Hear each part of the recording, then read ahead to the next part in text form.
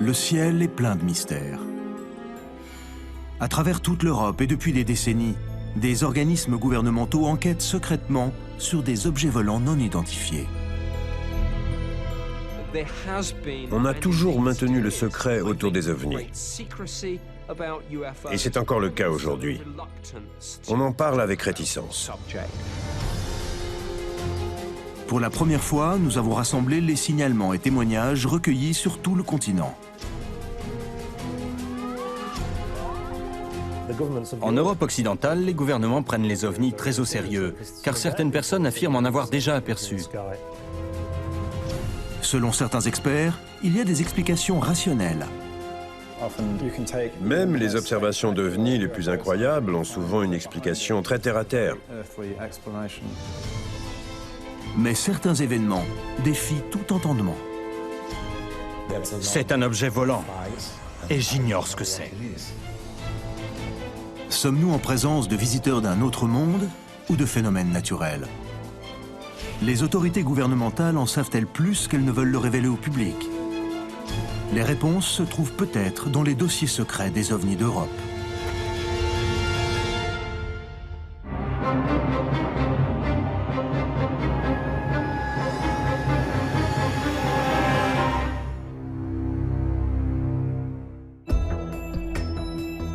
Depuis des décennies, des gouvernements à travers toute l'Europe détiennent des rapports sur des observations d'ovnis. Aujourd'hui encore, beaucoup de ces affaires restent inexpliquées. Un pilote disparaît mystérieusement lors d'une mission d'interception d'un avion non identifié. Des incendies inexplicables dans un village en Sicile. Les habitants soupçonnent la présence d'ovnis. Et une soucoupe volante faisant l'objet d'une enquête au sommet du gouvernement britannique.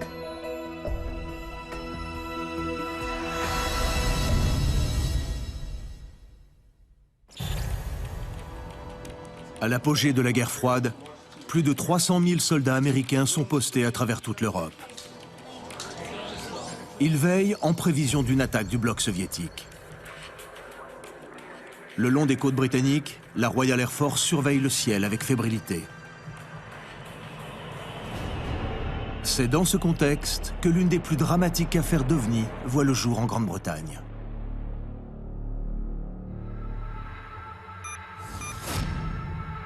Base aérienne de Binbrook, le 8 septembre 1970. Un pilote américain, le capitaine Schaeffner, survole la mer du Nord à la recherche d'un objet volant non identifié. Son avion disparaît sans laisser de traces.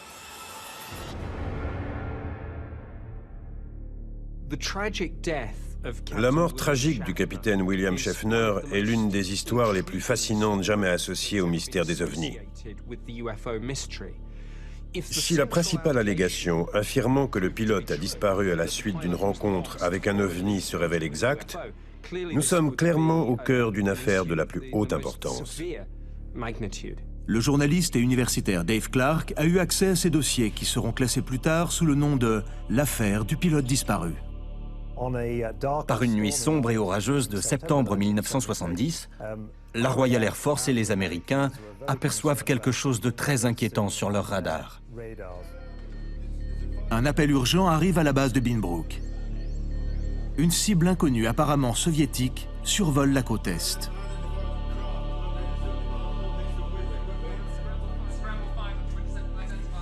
L'ordre est donné. Envoyez un chasseur Lightning pour interception. Le capitaine William Schaeffner, officier d'échange de l'armée de l'air américaine, est un vétéran du Vietnam. Il a de nombreuses heures de vol à son actif. Il est donc la personne toute désignée pour cette mission. Alors que Schaeffner survole la mer du Nord, il parvient à rester en contact avec la tour de contrôle, qui ne lâche pas des yeux cette chose sur le radar. Schaeffner entre alors en contact visuel avec sa cible et accélère pour l'intercepter. La tour de contrôle lui conseille de faire très attention, mais il est trop tard. Elle perd soudain tout contact avec l'avion. C'était terminé. Plus aucune nouvelle du capitaine Schaeffner. On a fini par retrouver son avion au fond de la mer du Nord. Mais lorsqu'on a ouvert le cockpit, il n'y avait aucune trace du capitaine Schaeffner. Pendant presque 22 ans, la Royal Air Force a classé cette affaire parmi les accidents tragiques. Jusqu'à ce qu'une information étonnante émerge. Il s'agirait, selon des sources anonymes, d'une affaire d'OVNI. Il n'y eut aucun autre incident jusqu'en 1992, lorsqu'un jour, un inconnu, enquêtant soi-disant sur le crash de la Royal Air Force, entra dans les bureaux du journal Grimsby Evening Telegraph et demanda à rencontrer un journaliste. Cette source a dit « Je suis un membre de la commission d'enquête du crash de la Royal Air Force. C'était il y a 22 ans et aujourd'hui, je vais vous dire toute la vérité sur ce qui s'est passé. »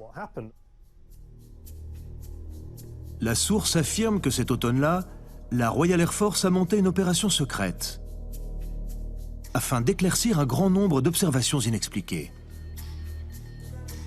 Elle prétend que l'OVNI impliqué dans la disparition de Schaeffner ne peut pas être un avion russe.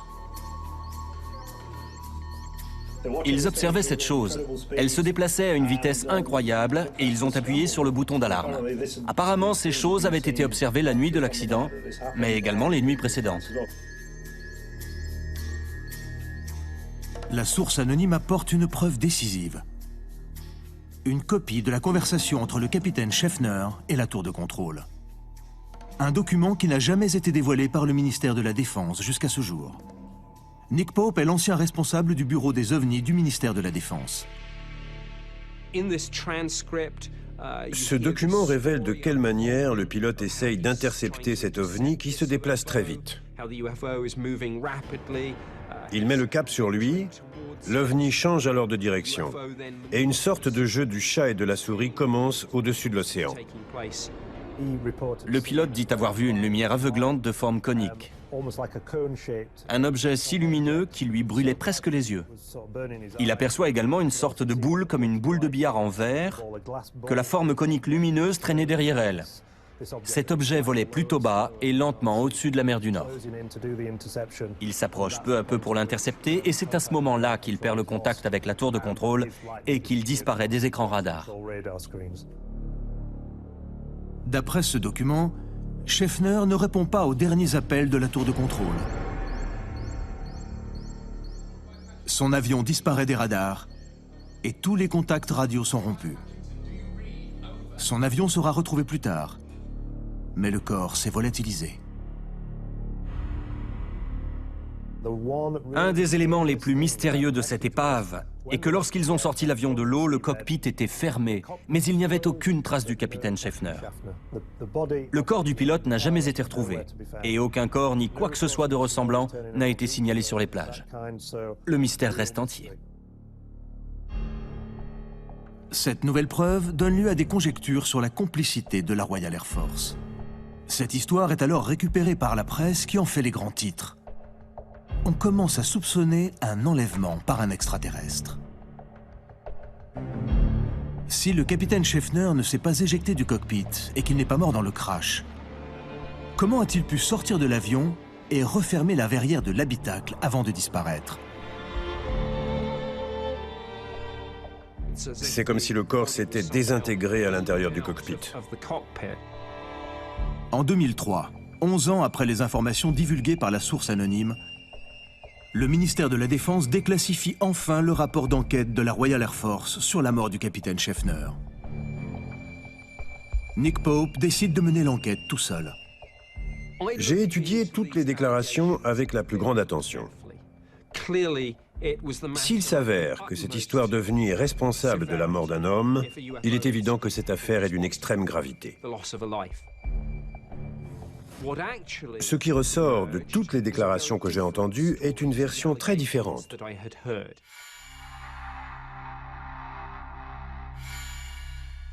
Les rapports du ministère de la Défense expliquent la véritable histoire et prouvent que la copie de ce document et toutes les divulgations sur le mystérieux OVNI n'est qu'un faux.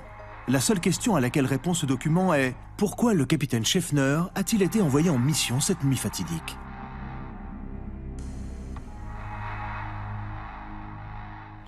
Aux heures les plus sombres de la guerre froide, les interceptions étaient nombreuses.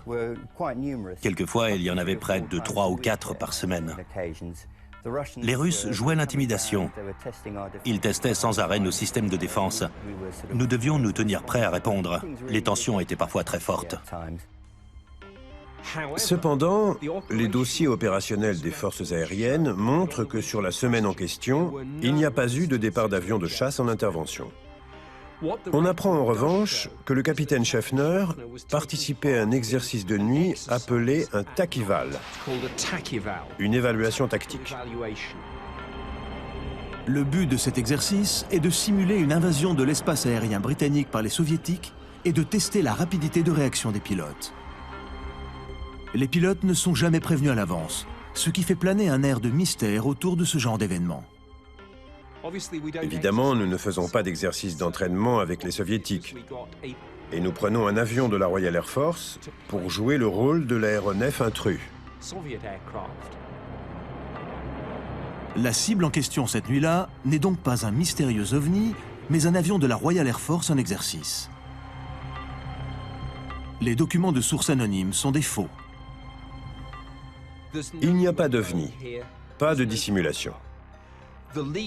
Ce document qui raconte cette fable imaginaire sur l'interception d'un ovni est complètement faux. Complètement. Mais par-dessus tout, je trouve cette histoire pitoyable. Il s'agit d'un tragique accident dans lequel un pilote a perdu la vie en faisant son devoir. Sous-entendre une rencontre avec un ovni et insinuer que le ministère de la Défense et l'armée de l'air aient pu couvrir cette histoire sont des allégations non seulement fausses, mais également extrêmement pénibles pour la famille du capitaine Schaeffner. Mais alors, que s'est-il passé exactement pour que l'avion du capitaine Schaeffner plonge dans les abysses de la mer du Nord? La transcription radio officielle, publiée dans les fichiers du ministère de la Défense, fournit quelques indices. Le commandement au sol, qui parle au capitaine Schaeffner cette nuit-là, lui dit « L'avion se trouve à cet endroit, allez-y et trouvez-le ». C'est une situation stressante. Il fait sombre et il y a un avion quelque part qu'il se doit de trouver. Le capitaine Schaeffner vient de repérer l'appareil. Il s'agit d'un Shackleton à vol lent. Et c'est à partir de ce moment-là que ses ennuis commencent. Pour se maintenir à la même altitude que cet avion, le capitaine Schaeffner est alors obligé de ralentir au maximum sans prendre de risques et de garder une vitesse de vol extrêmement lente. La nuit, au-dessus de la mer, il est extrêmement difficile d'évaluer la ligne d'horizon et si vous la perdez de vue ne serait-ce qu'une seconde, cela peut vous être fatal. Dans la conversation qui suit avec la tour de contrôle, il dit qu'il aperçoit des lumières, qu'il se rapproche d'elles et qu'il va essayer de faire tourner son avion pour ralentir, ce qui à basse altitude est une manœuvre très délicate. Sur la zone, il y a également un autre avion de chasse qui observe le déroulement des événements. Les pilotes du deuxième équipage venaient d'arriver sur zone. Ils témoignent avoir vu la manœuvre du capitaine Schaeffner faisant tourner son avion afin d'essayer de ralentir. C'est à ce moment précis que les lumières de l'avion disparaissent. La commission d'enquête a conclu que le crash de l'avion en mer du Nord s'était produit à ce moment-là. Mais où est passé le corps de Schaeffner? Il n'était pas dans l'avion et il n'a jamais été retrouvé. À la lecture du rapport sur l'accident, on découvre une longue liste d'erreurs qui entourent la mort du pilote. L'arme à feu qui aurait dû faire exploser le cockpit n'avait pas été correctement révisée. Elle n'a pas fonctionné, personne n'est responsable. Le seul moyen de sortir aurait été d'actionner manuellement le mécanisme d'ouverture du cockpit, ce qu'il semble avoir fait. Il a donc réussi à ouvrir le cockpit et à sortir de l'habitacle. L'avion a coulé et le cockpit s'est refermé sous la pression de l'eau. Il s'est donc retrouvé dans la mer du Nord sans aucune protection ni radeau de sauvetage. Il a dû mourir en quelques minutes et son corps n'a jamais été retrouvé. Toutefois, un dernier mystère subsiste. Quelle est l'identité de la source qui a contacté le journal et les motivations qui l'ont conduite à inventer cette histoire d'enlèvement par des extraterrestres à bord d'un ovni? Certaines personnes aiment faire des canulars pour s'amuser ou simplement pour épater la galerie et prouver qu'elles sont intelligentes.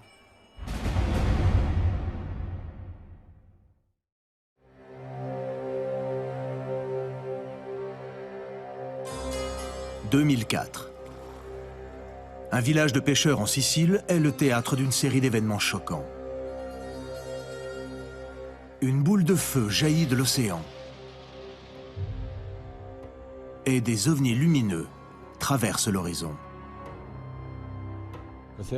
Il faut savoir que cette zone est riche en observations d'ovnis. Beaucoup de gens affirment en avoir vu. Mais les événements vont rapidement sombrer dans le chaos. En l'espace de quelques semaines, tous les appareils électriques s'enflamment spontanément, embrasant mystérieusement de nombreuses maisons. Nous avons vite compris que nous avions affaire à quelque chose de pas très normal.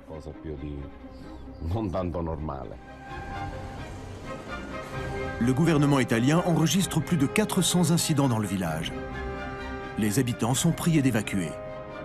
Les enquêtes commencent, et les habitants vont découvrir que la réalité est bien plus étrange que tout ce qu'ils imaginaient. Les avancées actuelles de la science ne nous permettent pas encore de répondre avec précision à ce genre de questions.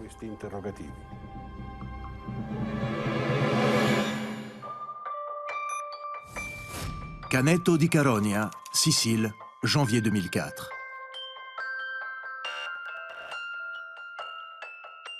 Il est 4 heures du matin.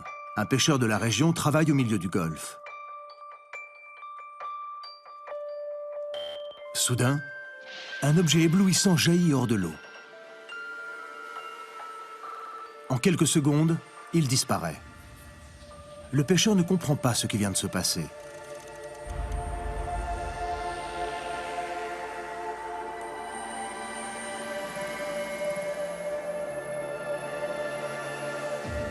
Il ne parlera plus de sa terrifiante expérience. Mais tous les habitants du village connaissent très bien cette histoire.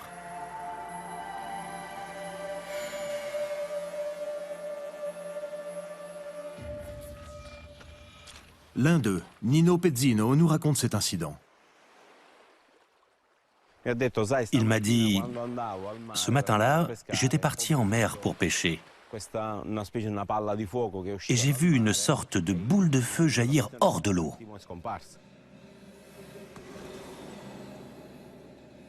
La même observation est confirmée par un autre témoin dans le village. La chose étrange dans cette histoire est que ce même jour, un peu plus tard dans la matinée, je rencontre une dame qui habite près d'ici. Et cette dame me dit, « J'ai vu quelque chose d'incroyable vers 4 heures du matin. » Ces deux personnes ont vu la même chose à la même heure.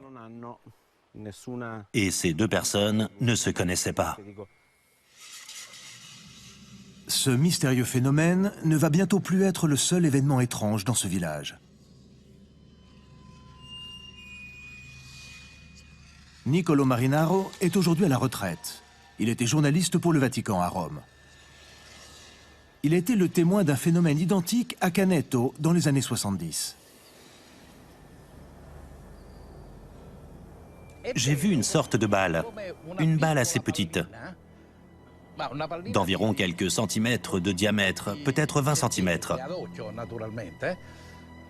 Elle était rouge et très loin dans le ciel. Cette petite balle bougeait. Je l'ai observée pendant un moment. J'étais très intrigué. Puis j'ai tourné la tête et je l'ai regardée à nouveau. Brusquement, la balle devient immense et illumine le ciel en pleine nuit. La balle était énorme. C'était une boule de feu aussi grande qu'un immeuble d'environ 5 étages. Elle devait faire entre 20 et 30 mètres de diamètre. Après avoir flotté dans le ciel pendant 20 secondes, elle disparaît brusquement à l'horizon. Tout est redevenu très sombre. Il n'y avait plus un bruit, plus rien du tout. Que sont ces étranges boules de feu?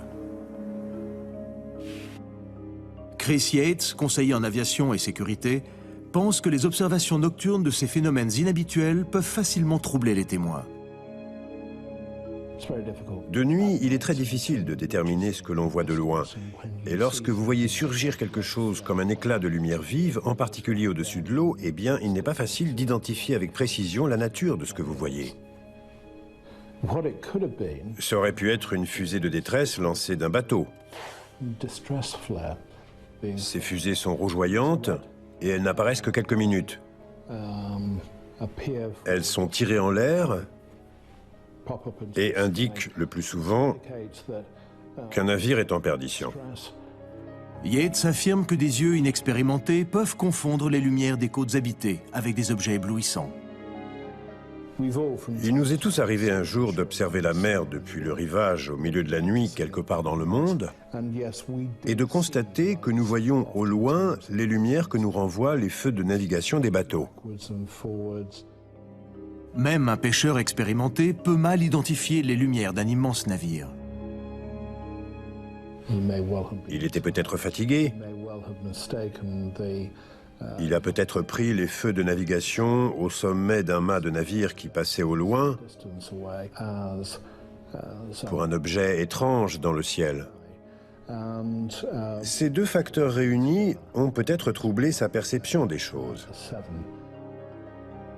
Il peut également y avoir une explication scientifique astronomique à ces lumières rouges qui ont été observées. Si j'aperçois une lumière rouge surgir brusquement de la mer, ma première pensée en tant qu'astronome est de croire qu'il s'agit de la planète Mars. Tous les 2 ans, cette planète ronde se rapproche de la Terre et devient alors encore plus lumineuse qu'une étoile. Elle brille sans interruption. Elle ne ressemble vraiment à aucune autre étoile. Cependant, en 2004, on observe de nombreux phénomènes lumineux à Canneto. Antonino Spinato, un habitant de la région, est convaincu que cette version ne suffit pas à expliquer ce qu'il a vu. J'ai regardé fixement cette lumière et je me suis dit, ça ne peut pas être une étoile ni un bateau. Car ces lumières étaient à une telle hauteur que ça ne pouvait pas être un bateau ou une étoile. Spinato a observé ce phénomène plus de 20 fois depuis 2004. Il affirme avoir vu un jour cette lumière dans le sillage d'un avion au-dessus des montagnes. Je l'avais déjà vu à plusieurs reprises et j'étais si intrigué par ce planeur que j'ai décidé de prendre des photos en pensant découvrir quelque chose devant ou derrière lui. Ce n'est qu'en voyant les photos quelques jours plus tard qu'il réalise ce qu'il a capturé sur sa pellicule. Je me suis installé devant mon ordinateur et j'ai téléchargé les photos que j'avais prises ce jour-là. Et c'est là, sur mon écran, que j'ai vu cette lumière qui se déplaçait d'un point à un autre. Spinato aurait-il capturé ces mystérieuses lumières sur sa pellicule? L'expert en photographie Paul Ellis reste prudent quant à l'interprétation de cette lumière pâle sur l'image. La lumière blanche au centre de l'image me fait immédiatement penser à une anomalie de la lentille. En pointant votre appareil sur une source de lumière naturelle brillante, les faisceaux de photons vont directement dans la lentille et certains d'entre eux, en particulier si l'objectif n'est pas de bonne qualité, peuvent en quelque sorte rebondir à l'intérieur, percuter l'ensemble des éléments de l'appareil et provoquer des effets étranges sur le négatif ou le capteur en silicium. Les clichés de Spinato ne sont pas concluants. Et les rapports sur la présence d'OVNI auraient pu tomber dans l'oubli. S'il n'y avait pas eu, la même année, des événements troublants qui marquent le tournant dramatique et mystérieux de cette histoire. Les maisons sont vidées, les habitants sont évacués et toute la zone est placée en quarantaine. Canneto est au cœur d'une enquête majeure menée par le gouvernement. Elle mettra ce petit village de pêcheurs sur la carte des OVNI. Pour toujours.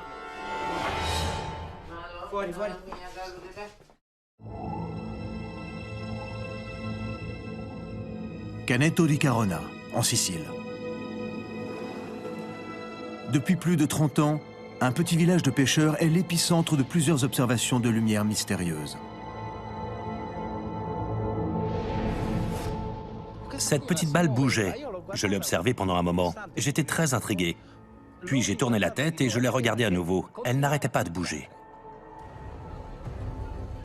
Mais à partir de 2004, une succession d'événements oblige le gouvernement italien à mener des actions radicales. Les autorités, et la protection civile en particulier, ordonnent l'évacuation totale de toutes les maisons et de toute la zone de Caneto di Carogna.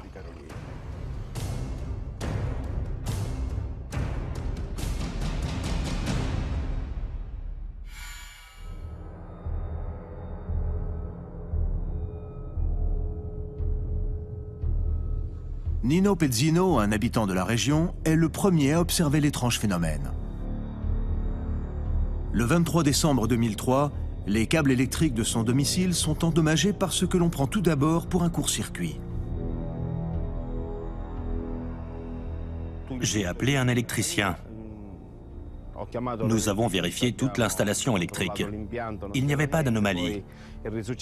Puis ça a recommencé jusqu'à ce que l'on découvre que le problème ne venait pas de notre maison, mais qu'il y avait autre chose.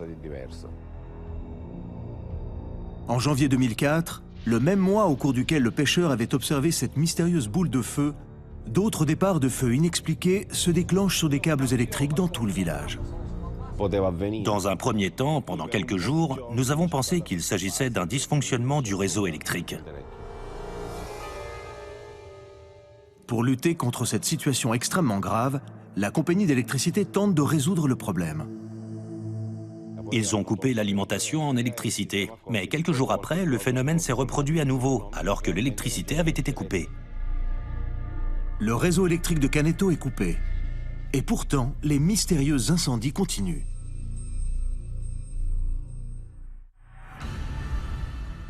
Bientôt, les médias occupent le village, impatients d'informer et d'enquêter sur ces événements bizarres. Le journaliste Sergio Granata arrive à Caneto en février 2004. Quand nous sommes arrivés ici, la situation s'est dégradée en quelques heures. Il y avait des incendies à l'intérieur des maisons. Mais la chose la plus étrange était que toute la zone, tout le quartier derrière moi, était privé de courant électrique. Les images dramatiques de ces événements inquiétants sont même filmées dans cette vidéo pour un journal.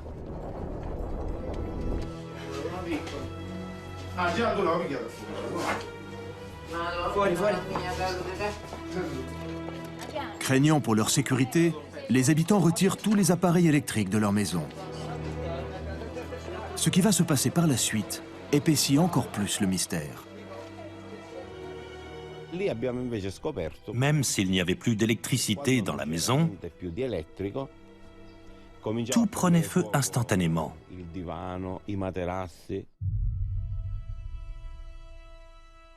Les canapés, les matelas, même ceux avec ressort, prenaient feu. Et tout ce qui était en plastique ou en métal prenait feu comme le reste.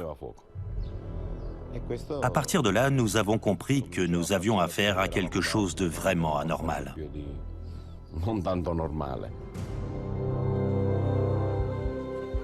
Alors que les incendies se multiplient, la police est appelée sur les lieux pour enquêter.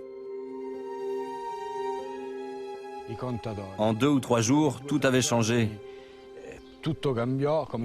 Les incendies s'étaient multipliés, les problèmes avaient commencé. D'abord l'armée, puis la protection civile occupaient la zone. Le village était envahi de voitures de sécurité, d'ambulances, de pompiers. Au total, on dénombre plus de 400 départs de feu et bien d'autres phénomènes inexpliqués. Le 9 février, les autorités sont obligées de prendre des mesures draconiennes pour éviter les blessés. Elles donnent l'ordre d'évacuer. Les maisons sont vidées, les habitants sont évacués et toute la zone est placée en quarantaine. Les habitants de la région commencent à faire le lien entre ces incendies et les observations d'OVNI. Pendant les événements de Caneto, plusieurs personnes ont aperçu ces lumières. Certaines les appelaient même des langues de feu. Ils ont confirmé leur témoignage en signant des documents qu'ils ont remis aux forces armées. La presse parle d'activités extraterrestres à Caneto. Toute l'attention se portait sur la présence d'extraterrestres. Bien évidemment, l'hypothèse la plus farfelue était celle qui faisait vendre le plus de journaux.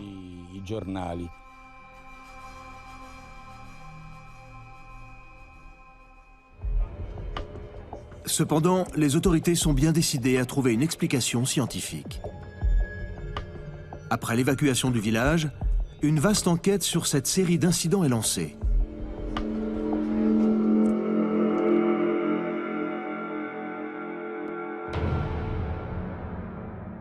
Ancien coordinateur dans la protection civile, Francesco Venerando Mantegna est désigné pour mener l'enquête.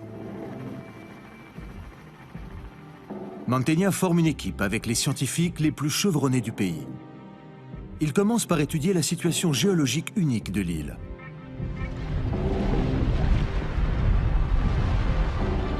À moins de 100 km de Canetto di Carogna, il y a le mont Etna, le plus grand volcan d'Europe en activité. En premier lieu, j'ai fait établir une étude géologique, géochimique et sismologique pour évaluer la probabilité que ces événements soient provoqués par des phénomènes naturels. Mais les enquêtes dans la région semblent exclure tout lien entre l'activité volcanique et ces phénomènes inhabituels. En fin de compte, à l'issue de ces recherches, le groupe de travail est parvenu à la conclusion suivante. Il exclut toutes sortes de déclencheurs d'origine naturelle pour expliquer les phénomènes observés. Mais il retient que ces événements, les incendies en particulier, peuvent être générés par des champs électromagnétiques. Les enquêtes ont permis de découvrir de fortes variations du champ magnétique. Des variations très étranges pour lesquelles nous n'avons pas d'explication. Quelle est donc cette source électromagnétique? Les chercheurs commencent à étudier l'infrastructure technique du village. Nous avons examiné la voie ferrée qui passe tout près de Canetto, le courant, les câbles électriques, ainsi que le réseau de télécommunications, mais aussi toutes les antennes qui émettent ou reçoivent à Carogna, télévision, radio, etc. L'enquête sur l'ensemble du réseau électrique s'étend sur un rayon de 5 km autour de Canetto. À l'issue de nos recherches, nous pouvons conclure que les incendies ou les phénomènes électromagnétiques observés ne sont pas d'origine technologique.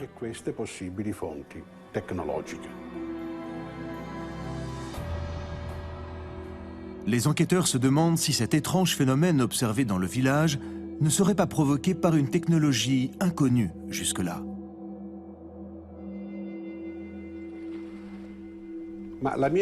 Personnellement, je crois que les incendies qui ont frappé le village à cette époque ont été provoqués par des essais de nouvelles technologies mal maîtrisées. C'est mon opinion. Des technologies industrielles ou militaires, nous n'en savons rien. Nous ne pouvons pas répondre à cette question. Mais à l'origine de ce phénomène, il y a certainement des expériences d'origine artificielle. Certains pensent qu'il existe d'autres possibilités. Du point de vue de Monsieur Tout-le-Monde, il s'agirait soit d'une technologie inconnue, soit d'une technologie extraterrestre.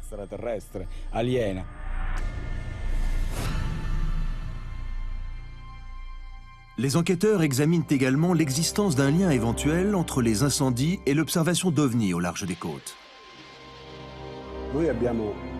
Nous avons déjà rassemblé quelques indices concernant ces objets.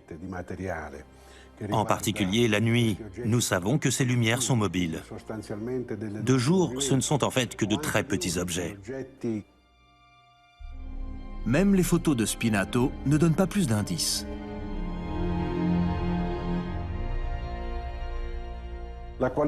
Sur les photos, la qualité de l'image ne nous permet pas d'avoir une idée précise sur les dimensions et les matériaux qui composent ces objets. Mantegna reste ouvert à toute possibilité d'un lien entre les étranges lumières et les incendies dans le village. Quant à la nature des objets, je le répète, nous poursuivrons notre enquête. jusqu'à ce que nous ayons une explication plus complète. Je le dis depuis le début et je le répète, nous n'exclurons aucune piste tant que nous n'obtiendrons pas une certitude scientifique. À Canneto, les incendies ont cessé aussi vite qu'ils avaient commencé. 5 mois plus tard, les habitants ont été autorisés à retourner dans leurs maisons endommagées. Ils continuent à chercher des réponses à ces événements inexpliqués qui ont bouleversé leur vie.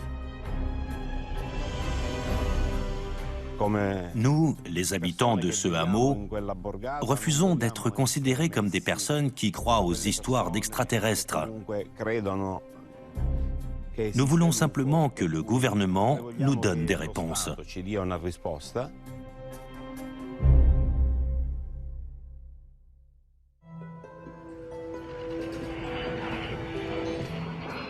Une rencontre extraordinaire entre un pilote de la Royal Air Force et un ovni. Une rencontre confirmée par le radar. C'est un événement de la plus grande importance. Nous avons un témoin indiscutable et une preuve matérielle apportée par le radar. Le témoignage de ce pilote a convaincu l'ami le plus proche du Premier ministre, qui est passé du doute à la certitude en ce qui concerne les ovnis.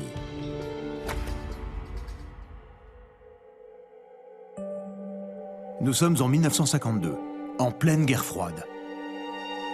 Les tensions grandissent entre l'Est et l'Ouest, et tous les yeux sont tournés vers le ciel par crainte d'une invasion. En 1952, les forces aériennes américaines, mais aussi françaises, espagnoles et britanniques, furent inondées de rapports venus non seulement du grand public, mais également des pilotes. L'augmentation soudaine d'observations d'OVNI déclenche une vague de terreur auprès des dirigeants occidentaux. Ce sujet intéressait les gouvernements, car les gens voyaient des appareils volant dans le ciel, et c'est ce qui a conduit Winston Churchill à envoyer la célèbre note à son ministre de l'Air. D'où viennent toutes ces histoires sur les soucoupes volantes? Pouvez-vous me dire la vérité? Puis-je avoir un rapport? Malgré les rapports de ses propres services sur les ovnis, le ministère de la Défense reste sceptique. Il considère toutes ces observations comme des illusions d'optique, des fausses interprétations ou des canulars. Churchill est rassuré par son ministre. Nous avons étudié le sujet sous toutes ses coutures. Il n'y a rien à craindre. Quelques jours à peine après que Churchill a exigé de connaître la vérité, une observation étonnante va tout changer.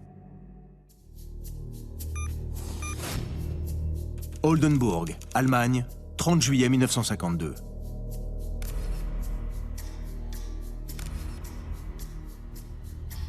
À la base de la Royal Air Force d'Oldenburg, le sergent Hughes décolle pour un vol d'entraînement de routine dans son Vampire FB-9 de Havilland. Il pilote un des 4 appareils du 20e escadron. Un vol en formation, avec une visibilité parfaite. On leur avait donné une trajectoire de retour sur Oldenburg et ils entamaient un virage en oblique pour rentrer à la base. Mon père était en position numéro 2, juste en dessous du pilote de tête. Le sergent Hughes est mort en 2009. Il a raconté à son fils, Brian, ce vol qui a changé sa vie. En regardant vers le haut, il a vu cet éclat de lumière au-dessus de lui, qui avait selon lui la taille et la luminosité d'une étoile. Une fois, il a tendu la main pour décrire comment elle descendait. Puis il a décrit une toute petite ouverture, comme un petit faisceau. Il regardait toujours au-dessus de lui quand soudain, il a mis sa main comme ça et il a vu cette chose. L'objet se maintient exactement à la même vitesse que l'avion de Hughes, ce qui lui permet de l'observer en détail. Dans son journal de bord de la Royal Air Force, il décrit cet extraordinaire objet volant. Il a dit que la chose était métallique, brillante, parfaitement lisse, ce qui l'a étonné, et très réfléchissante. Il a comparé sa surface à la face brillante d'une feuille de papier aluminium, sans aucun pli, ni aucune irrégularité.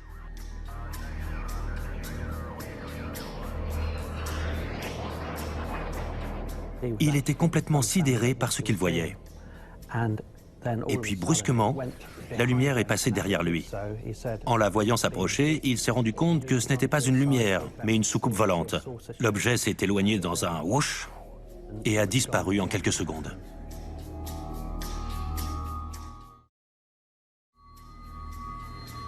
Abasourdi et encore sous le choc, le sergent Hughes ne dit rien de ce qu'il vient de voir jusqu'à son retour à la base. Après l'atterrissage à Oldenburg, en se dirigeant vers le hangar, il a demandé à ses 3 coéquipiers s'ils avaient aperçu cet objet volant qui ressemblait à une soucoupe. Mais aucun des pilotes ne l'avait vu. Sans autre témoin, son récit aurait pu être considéré comme pur produit de son imagination. Seulement voilà, l'OVNI apparaît sur le radar. Hughes est convoqué en urgence pour un entretien avec Duncan Sandys, le futur ministre de la Défense. Hughes raconte cette histoire à Sandys et Sandys le croit sur parole. Il dit qu'il faut prendre son témoignage très au sérieux et que ce qu'il raconte est éminemment sensé et qu'il s'agit d'un événement majeur. Nous avons un excellent témoin et une preuve matérielle irréfutable grâce au radar. Il est très rare que ces deux choses coïncident lorsqu'il s'agit d'observations d'OVNI. Sur les 4 pilotes de l'escadron, pourquoi Hughes est-il le seul témoin? Son fils Brian croit connaître la réponse. Ils amorçaient un virage sur l'aile, et mon père était en position numéro 2, c'est-à-dire juste en dessous du pilote de tête. Il était le seul à regarder vers le haut.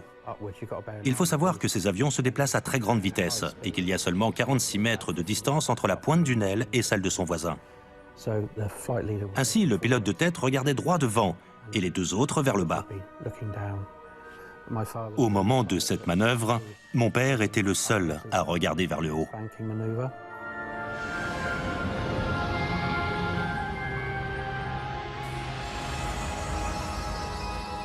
Mais quel est ce mystérieux objet? Chris Yates, conseiller en aviation, a une théorie intéressante. Nous devons nous rappeler qu'à cette époque, il y avait un grand intérêt pour les fusées en raison du fait que le Royaume-Uni avait été l'objet d'attaques par des fusées V1 et V2. Le gouvernement britannique s'intéressait à la capacité de ces fusées.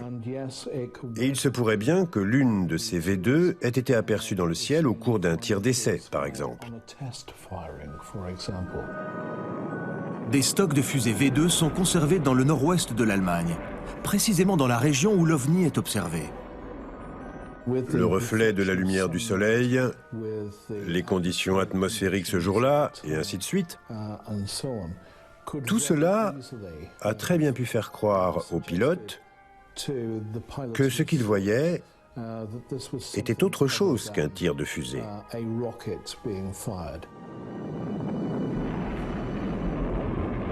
Bien qu'elle soit convaincante, cette théorie ne tient pas compte de certains éléments importants décrits par Hughes.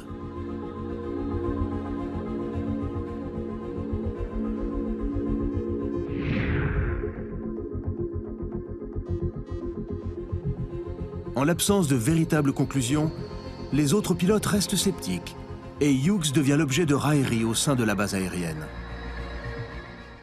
Le lieutenant Hughes a peut-être fait l'erreur de raconter son histoire à ses collègues de l'armée de l'air. Il hérite du surnom de Sam la soucoupe, qui sera même inscrit sur le fuselage de son avion. Ce que le sergent Hughes a vu est peut-être une plaisanterie pour ses collègues. Mais pour le ministre de l'Aviation Duncan Sandys, cela n'a rien de drôle. Incrédule au départ, il finit par être convaincu par l'histoire de Hughes. Il déclare « Nous avons, à mon avis, la preuve évidente d'un phénomène peu habituel et inexpliqué. » Sandys se lance alors dans un plaidoyer pour changer la politique du gouvernement sur les ovnis. Il poursuit. En attendant qu'une explication scientifique satisfaisante soit fournie, il serait imprudent de nier sans réfléchir l'existence de ces soucoupes volantes et de croire qu'elles ne sont qu'une manifestation adoucie d'hystérie collective. Cette année-là, le ministère de la Défense lance des enquêtes officielles sur l'avion non identifié. Des enquêtes qui vont durer plus de 50 ans. Mais malgré l'intérêt du gouvernement, le dossier Sam la soucoupe reste un mystère absolu.